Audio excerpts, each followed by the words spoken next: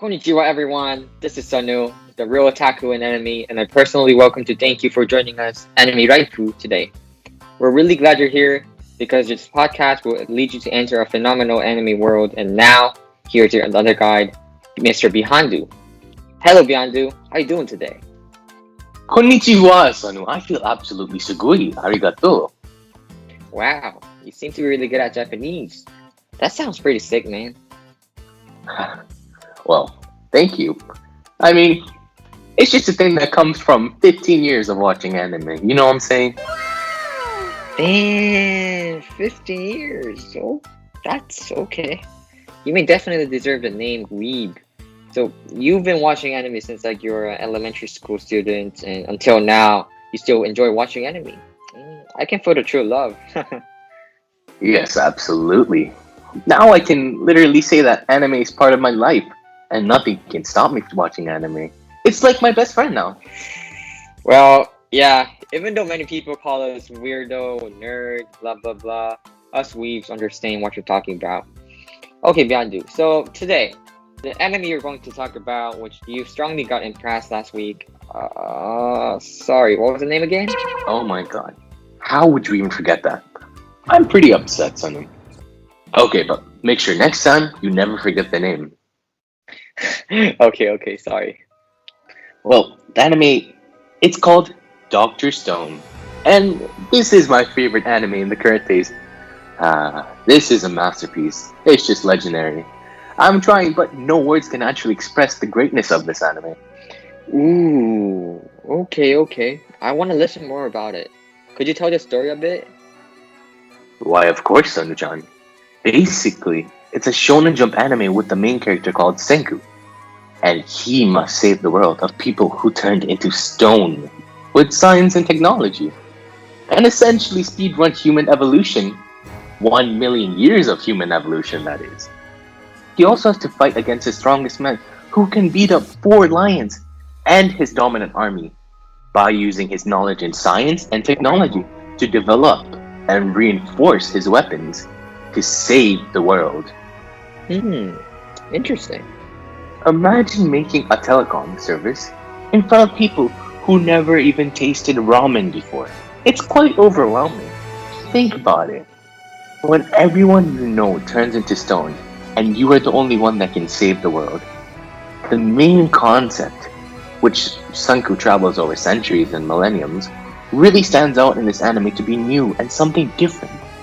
So I would say that this is a really unique kind of anime, which is why it'll be famous sooner or later. Unlike normal Shonen Jump anime, Doctor Stone ain't based on ninjas and magic, but science. I mean, you would go in for the anime and come out with degrees in all 3 sciences. Wow. Yeah, it sounds special since majority of animes never been dealt with science, but always with some magic, fantasy, or combat.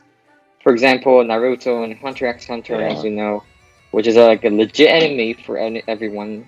It's a legendary, but because of too much animes kind of imitating and taking idea from those, I think it probably turned off many people. But this one, I believe it will provide people a new kind of fun and joy.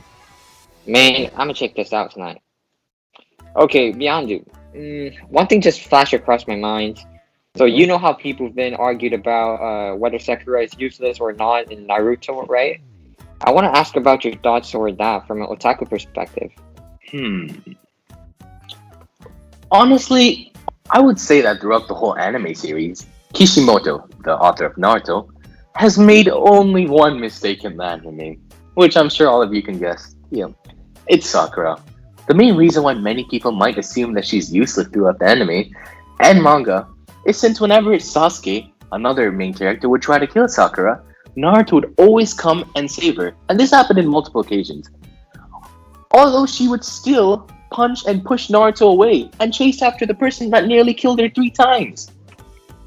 I believe that Kishimoto made her like this because he wanted a girl character that resembles a real-world teenage girl. Okay. Thus, I would say that she's not useless, but she was a horrible side character. Sonu, I now want to hear about your favorite anime in these days. Can I get to know? Okay, yeah. I'm not sure if people really know about this rookie. It is called Mhm. Haikyuu, which is a sport genre anime. Ooh, what kind of sport? Can I get to hear the story? Hi, Bihandu-san.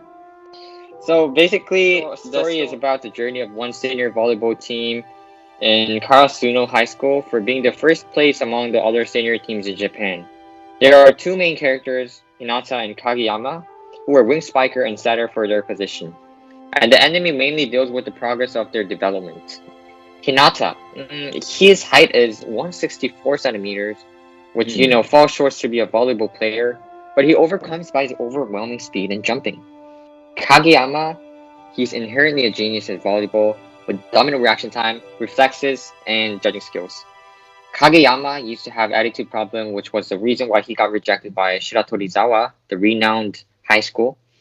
Then he goes to Karasuno High School instead and meets Hinata, which later they become the best combi in Japan. Hinata, he was a boy lived in such a place that it's unavailable to play volleyball. Even with his short height and harsh environment, he never gives up and chases after his dream with his teammates. Mm, I mean, normally sport genre animes is not as popular as fantasy or combating anime. Are you sure it's your favorite anime currently? Well, yeah, I Okay. I know that people prefer fighting with magics and superpowers rather than arts and sports. Because I was also one of those who always seek for fighting and battle. However, I completely broke my stereotype that sport genre enemies are not going to be fun and boring, and I felt happiness and got moved from looking at those characters improving and overcoming their limitations for their ultimate goal, the top team in Japan. And I think this is the main theme of this anime, what really attracted me, and will attract people later on, I guess. So yeah, I really recommend this anime, especially to ones who are kind of bored and exhausted watching people just fighting. You know what I'm saying? Yeah. I also think it'll be a good idea to try some different anime, like Haikyuu. Oh, I almost forgot to say about this. Did you hear the news that Hunter x Hunter will come back with season 2 in next year? Wait, I thought that was just a frosty rumor with no clear evidence. Is that officially proven? I mean, there's no official announcement yet, but we can possibly assume that it will come out soon unless the author dies. You're also a fan of Hunter x Hunter, right? How would you feel if it turns into an official? Wow, Sonu. I mean, I won't be able to answer that question, man, since Hunter x Hunter it's what actually made me fall in love with anime. It's like the first friend I made in new school. I will be more than just excited. I'm really not sure how to express this feeling. Yeah, I understand what you're saying. I'm pretty sure that Hunter x Hunter is just legendary and one of the best anime for everyone, which will be never forgotten throughout the history. I mean, if the new season comes out, it's like a comeback from a decade. So obviously, I believe it will become the talk of the world. Exactly.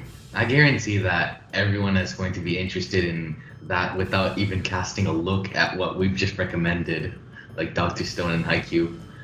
I'm saying it will be that impactful. Yeah. Okay, I believe this is it for today. Thanks so much for tuning into this episode of Anime Raifu. And we sure do hope you enjoyed it and hope you find real Subarashi anime. If you have any questions or want to ask for our opinion, we are always free to answer, so you can leave a comment or email us. We will talk to you next time for more interesting animes. Oh, and don't forget subscribing to our channel and putting your thumbs up for this episode. Sayonara! Sayonara! 君の虜になってしまえばきっとこの夏は充